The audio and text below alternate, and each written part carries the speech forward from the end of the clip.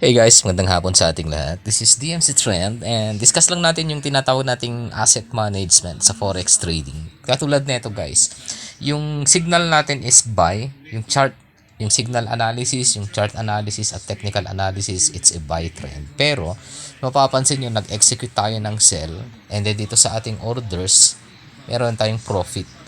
So, ito yung sinasabi natin na ito yung importansya na dapat makapal-kapal or malaki-laki yung iyong equity. Kasi just in case magbago ng direction yung market, meron kang possibility na makakuha or makatapyas ng chunk ng kikitahin dun sa pagbabago ng trend na yun. Okay? So, since sell medyo paakyat na siya, meron ng reversal na nangyayari. Punta tayo sa order, i-close natin to. Sayang naman. Bago pa lumaki. Ayan. So, yung close position natin na yan, it's actual profit, 5.40. Pero yung iba nating trend, ibang trade natin is meron sa buy. Saka natin sundan ulit ng isa pang buy position. Okay, hugutan natin ng at least 0.1 lang sa buy trend natin. Pang pababa pa rin siya, no? Okay, ayaw pa rin.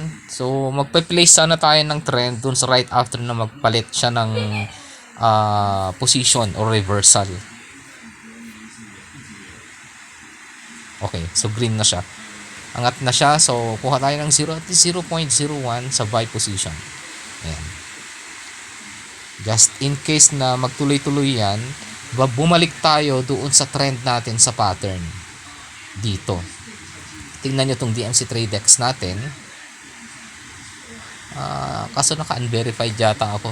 Na-set up ko yata sa unverified.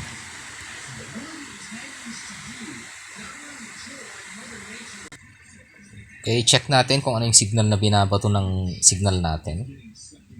Okay, for the past 30 minutes, it's a buy position. Meron din siyang confirmation dito sa baba. Buy din yung signal. Ito lang yung lagi nyong i-check. Pero, hindi porke ito yung nakita nyong signal. Oo, ito yung pinaka-major na signal nyo for the whole day. For the day trading. Kaso nga lang, meron tayong tinatawag na asset management risk kasi ito yung nangyayari eh. Halimbawa, just in case hindi pumapor sa'yo yung market, parang yung ginawa natin kanina, dito sa trade natin, nakakuha tayo ng profit na 5.40 doon sa reversal position. Gets nyo guys? So ito yung importansya ng pagkakaroon ng medyo mataas-taas na equity or capitalization sa trading. Para kahit pa paano, nakakapag-scalp tayo pag merong nangyayaring mga short reversal pattern. Balik tayo sa trading, makikita nyo mukhang hindi siya bumalik, bumagsak pa rin siya, pero umaangat siya ng konti, which is sinundan na natin yung original position. Nakita nyo yun guys? Ito yung sinasabi ko na part kung saan nagkakaroon ng reversal, kung saan pwede pang kumuha ng profit. And then, i-close nyo na pagka nagkaroon ulit, pag bumalik ulit siya doon sa original pattern na sinusundan natin or original signal. Pero, profitable pa rin yung mga to. Ito yung mga candles na merong mga maliliit na chunk, na merong mga reversal. Pwede kayong mag-trade dyan. Bantayan nyo nga lang. Kasi pag di nyo binantayan yan, may tendency na umakyat din lang kaagad yung pattern or magkaroon ulit ng pagbabago. Okay? So, sana nakatulong guys yung discussion natin tungkol doon sa pag-place ng trend kapag nagkaroon ng reversal sa pattern ng signal. Okay?